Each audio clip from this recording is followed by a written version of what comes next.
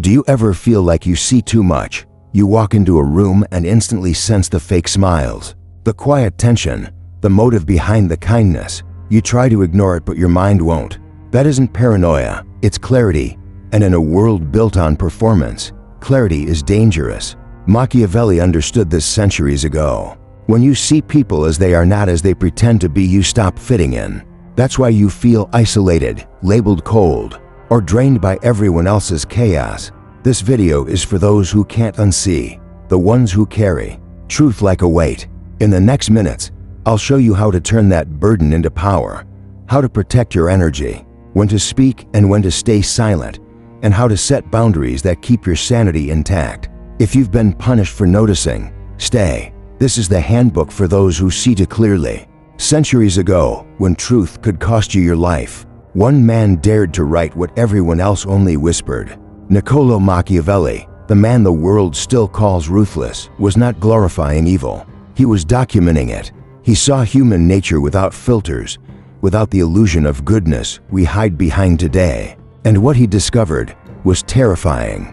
He watched kings preaching virtue while poisoning their rivals at night. He saw priests talk about humility while hoarding gold behind the altar. He saw merchants pretending to be honest while selling lies with a smile.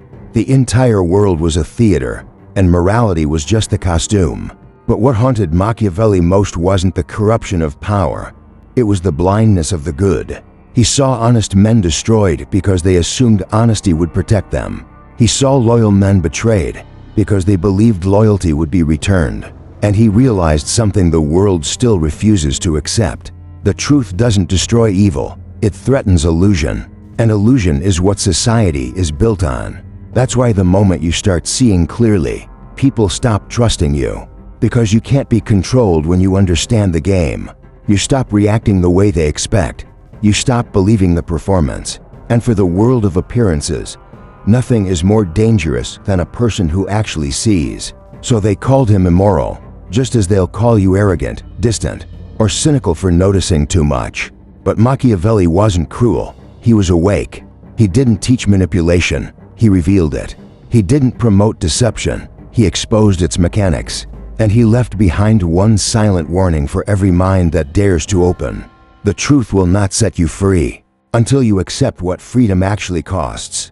Point 1: Isolation, the loneliness of seeing. The first danger of awareness is isolation. When you start seeing patterns in people, their motives, their fears, their manipulations, something inside you changes. You stop believing in faces, in words, in appearances.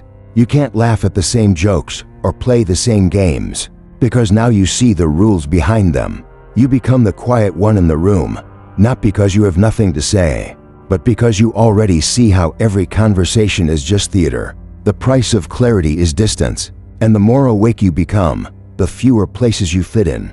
People will say you've changed, but you haven't changed. You've simply stopped pretending. Point 2: Rejection. The world punishes those who see. The second danger is rejection. When you speak truth in a room full of illusions, you don't become a teacher, you become a threat. Most people aren't searching for truth, they're searching for comfort. And truth destroys comfort. You'll see how people twist your words, how they shy away from your honesty, how your clarity becomes the mirror they can't bear to face. They'll call you arrogant, cold, negative, simply because you refuse to applaud their performance. That's why Machiavelli wrote for the few, the ones who could bear the sight of reality without breaking. Because most don't want to wake up, they want anesthesia. Point 3: Manipulation, the punishment for knowing too much. The third danger is manipulation. When people realize you can see through them, they stop trying to deceive you. They start trying to use you. They turn your empathy into a leash, your insight into labor. They'll say, "You understand me better than anyone." But what they really mean is, "You'll forgive me faster than anyone." The clearer you see, the more predictable you become. Because good people believe that seeing the problem means fixing it. But you can't fix people who depend on being broken. Your awareness doesn't save them, it feeds them. And that's how the wise are drained by the foolish.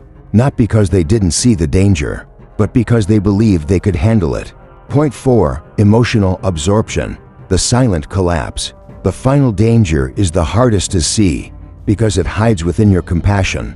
The clearer you see the world, the heavier it becomes to carry. You start to feel other people's sadness as if it were your own. You see the pain behind laughter, the fear behind pride, the despair behind confidence, and it all begins to live inside you. You drown not in your emotions, but in everyone else's. And one day, you wake up exhausted, no longer knowing where you end and they begin. That is the final danger of awareness, feeling everything so deeply. You forget you were supposed to survive it. Seeing too clearly is not a blessing, it's a burden you learn to carry.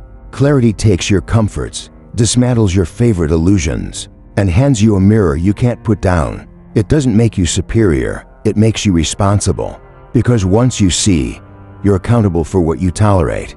Clarity hurts first, then it frees. It strips away the stories that kept you stuck, the people who fed on your softness, the roles you performed to be loved. What remains is simple and hard: truth, boundaries, choice. You stop asking, "Why do they do this to me?" and start asking, "Why do I allow it?" This isn't cynicism, it's clean sight. You can still love, but you stop rescuing. You can still forgive, but you stop returning. You can still be kind, but you stop being convenient. Machiavelli understood, when you see how the world works, you lose your innocence and gain your agency. You trade the fantasy of safety for the reality of self-respect, and in that quiet trade, you become untouchable in the only way that matters. Not because the world is softer, but because you no longer are. When you finally see, the temptation is to shout, to wake others, to warn them, to prove that you've discovered something real. But wisdom lives in restraint, because the truth isn't meant to be thrown at everyone. It's meant to transform you. There's a quiet stage of awareness that no one talks about. It's when you stop explaining yourself. You stop needing to be understood. You stop mistaking noise for influence. You start realizing that silence is not surrender, it's control. Those who move in shadows are not hiding. They're protecting their light from those who would waste it. They no longer fight every lie, they outlast it. They don't expose the manipulator, they stop feeding them. And that's how they win, without chaos, without performance, without permission. The real power of seeing is not in exposing the darkness. It's in learning to walk through it untouched, to watch the games unfold and smile, because you know how they end.